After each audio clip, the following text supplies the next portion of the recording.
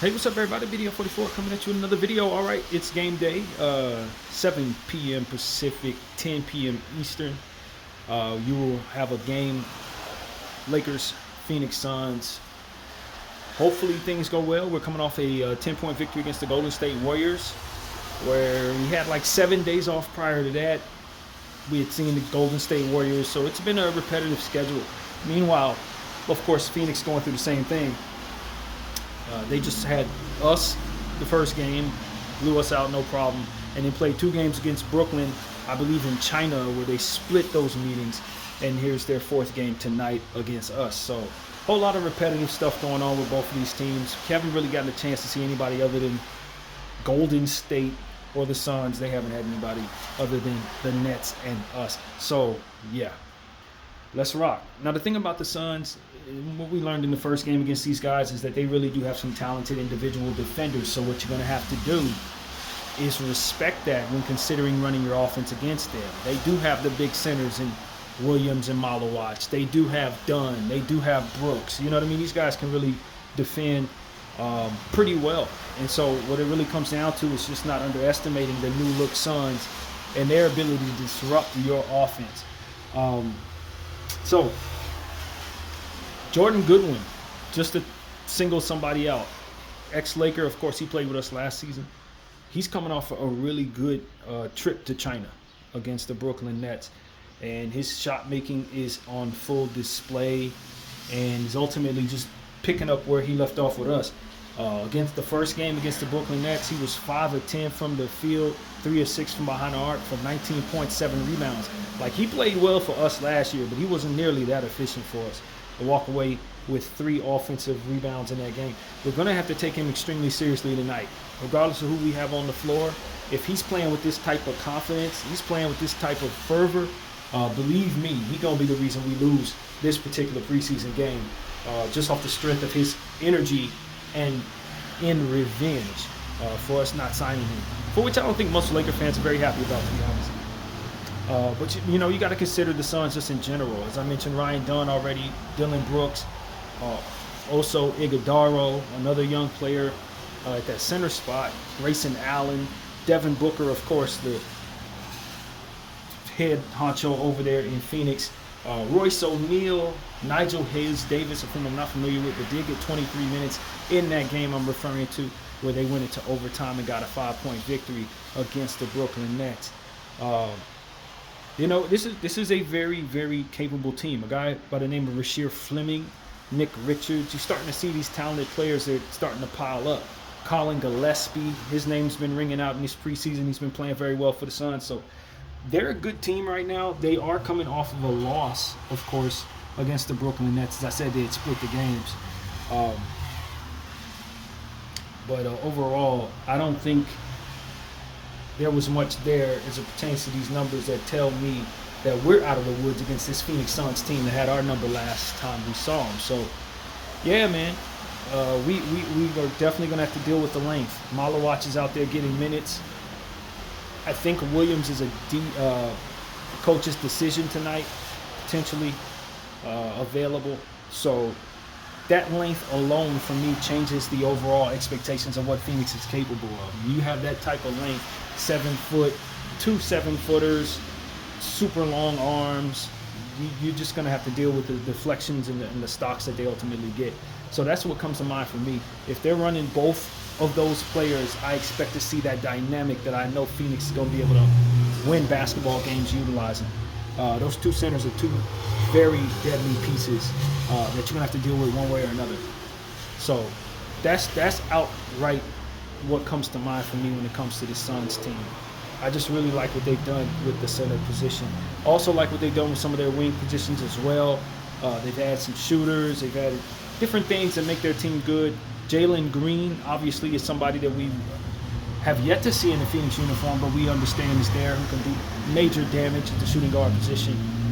He's a game-time decision tonight, so I don't expect that he's going to suit up. From what I understand, they're probably going to have him miss a good portion of the preseason, and then just insert him in the regular season come Halloween. So, yeah, that's what I expect. I don't expect to see Jalen Green until Halloween, or whenever the season starts, the regular season starts. So, yeah, man, Phoenix Suns in their building tonight. They're going to want to obviously take our heart out, continue their mashing of the LA Lakers. But we're a different squad now. We are starting to find our confidence on the offensive end. We definitely did well against the Golden State Warriors. We dropped 126 on them. And, you know, some of the guys that we needed to come out of these slumps have come out of those slumps. I'm talking about Rui Hachimura going 6 of 10 from the field, 3 of 4 from the three for 16 points. Who else? Ayton walked away with 14 points, 8 rebounds, 5 assists, 2 steals, a block, 3 offensive boards. I mean, he just filled up the box score. Something fierce. Love what I saw there. Austin Reeves, 7 of 10 from the field, 2 of 4 from the three. Got to the line 6 times, hit 5 of them. So his offense came around. Dalton Connect is who I gave the game ball to. 4 of 9 from the field, 2 of 5 from 3, 6 of 8 from the free throw line, 16 points on a +6. Best game he's had in months. And Gabe Vincent continues to get in double figures of 13 points, 2 steals, 2 assists, and 4 rebounds against the Warriors. Jake LaRavia had 11 points, 4 steals, 5 assists, 3 rebounds. Just really a big fan of what Jake has done. No defensive rebounds, but 3 offensive rebounds in that game. I tell y'all, he has a knack for offensive rebounding. I think he could be a sneaky good board grabber for the LA Lakers this season. Both of our wings, he and obviously Vanderbilt and Dalton Connect are all good rebounding the ball for their position. LaRavia is going to only enhance what we have in that ability. So I think overall our team will be a better rebounding team this season. Just looking at the roster, I think we'll be a little better at that than we were last year with the insertion of Ayton out there and just the health of Vanderbilt. That should really help with that. One thing the Lakers have been doing that I've really been pleased with is getting to the line. As a unit, we haven't gotten to the line any fewer than 22 times. In the last game against Golden State, we were there 35 times, hit 80% of them, 28 shots made there. So the discrepancy there is glaring. We are happy we were on the right side of it. They shot 6 of 8 from the free throw line, the Golden State Warriors did. We were 28 of 35. So that was kind of crazy. But ultimately, our aggression, particularly with our little guards, has been very positive.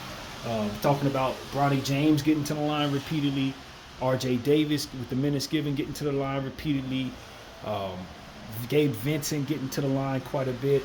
You just love what our team is doing and being aggressive, putting the ball on the floor and taking the harm. And against a Phoenix Suns team that's aggressive defensively, I'd imagine we'd want to do that again tonight. Our 3-ball fell a lot better in this game. We had been shooting poorly this preseason up until this point. So for us to walk away with 44% shooting night, only 12 makes on 27 attempts.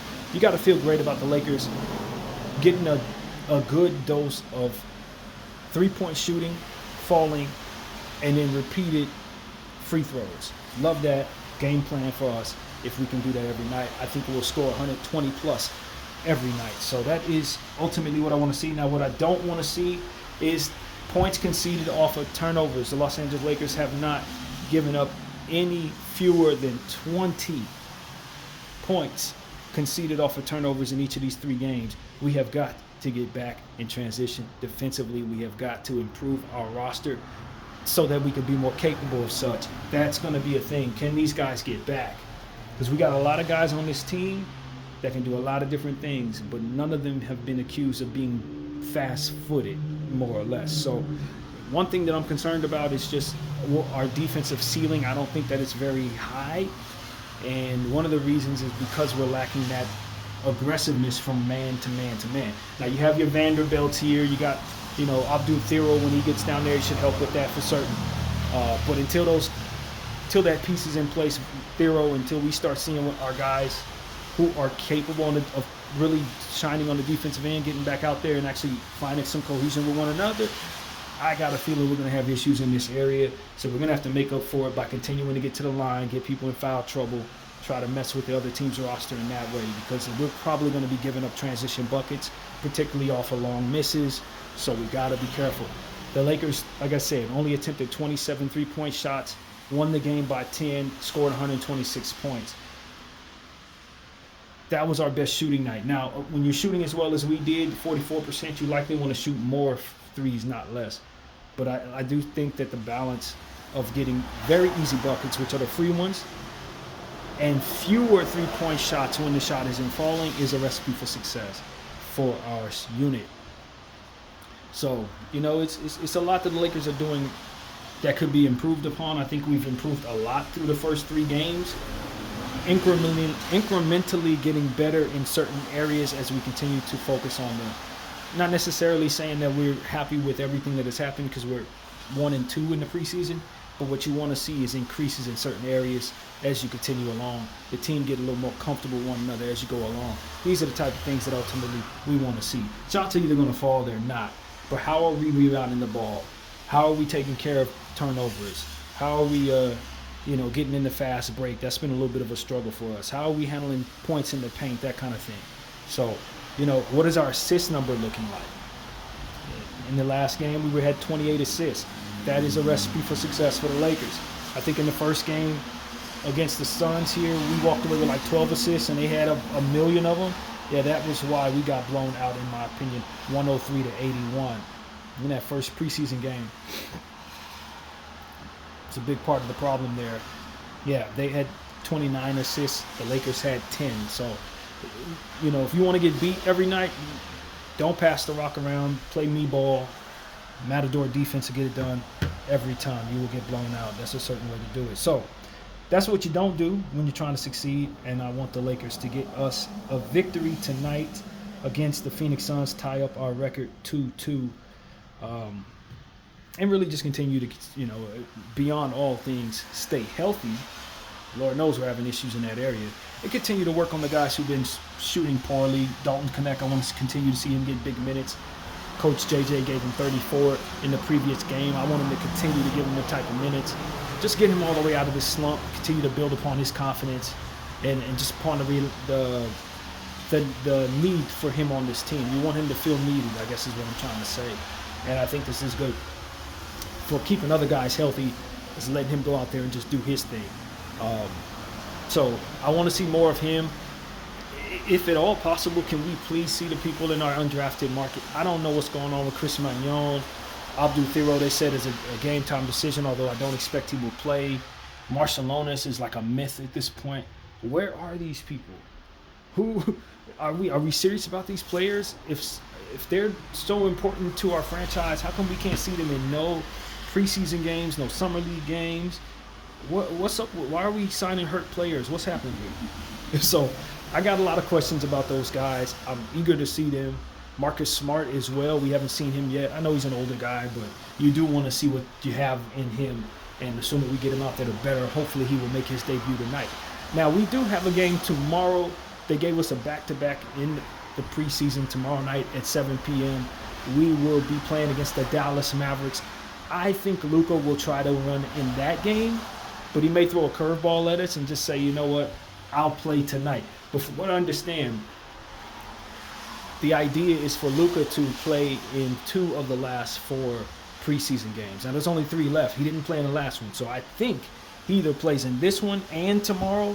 He just pushes his body to do a back-to-back, and that'll be his preseason. Or he runs the Dallas game probably tomorrow and then the finale. But I do think there's a world where he doesn't run in the finale either, because why? Since most people are going to be wrestling those type of stars, I don't think he needs to play in the finale. So, I don't know if the plan will remain that they want him to play in 2 games, but I think there's a world where you probably see him tonight and see him tomorrow. Then he does a back-to-back and just calls it the preseason. So, yeah, interesting stuff there. Looking forward to seeing Luka the God.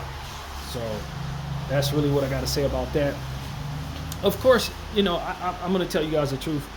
I'm on the fence about how to approach these pregame videos, because last year I was just reading off stats for an hour, and it gave me the data that I wanted, but I hated watching it. So I'm trying to figure out how to go about that. And I'll figure it out, but I don't think I'll be doing it the same way I did last year, though it left us very prepared. I just hated watching the numbers. I hated reciting numbers, so there has to be a better way to do this. But nevertheless, given the fact that it's preseason, I'm not focusing nearly as much on our opponent. as I plan to come regular season. So that's really what it is. We're focused on our own goals. Transition, defense, improvement. We ain't got to become good at this area because I don't think we can as a ceiling, but we must improve. And we must improve dramatically if we want to be capable of winning basketball games without LeBron James. We have got to get better in the areas of weakness there. Continue to get to the line. Continue to rebound the ball the way we've been rebounding, especially on the offensive glass. I've been appreciative of what I've been seeing from my guys out there. And let's just continue to feed Ayton. Continue to feed Ayton. Make sure that he's getting his looks. Rui Hachimura, continue to feed him. Let's just continue to work on these guys who have been in this slump. Dalton Connect, obviously, that's the goal for me as a fan. I want these guys out of those slumps. I want us to work on these specific weaknesses that we're finding and stay healthy above all else. Please stay healthy. So that's pretty much what I got to say. Not too much to this pregame. Looking forward to the data that comes from this game, though. I think this is a very important one. Testing our body on a back-to-back tomorrow. I don't know how coach is going to want to go about the lineups because of it. You may see a handful of guys today and then none of those guys tomorrow. They might stagger it that way. I've seen a lot of different things done in the preseason. But what I've never seen is a back-to-back in the preseason. So we will see what the Lakers do. I'm excited about both of these games. Tomorrow's monstrous with AD and Cooper Flag out there. So, yeah, let's just get through this one, grab our data, and be healthy. BDL44, I thank you all for watching. I'm out.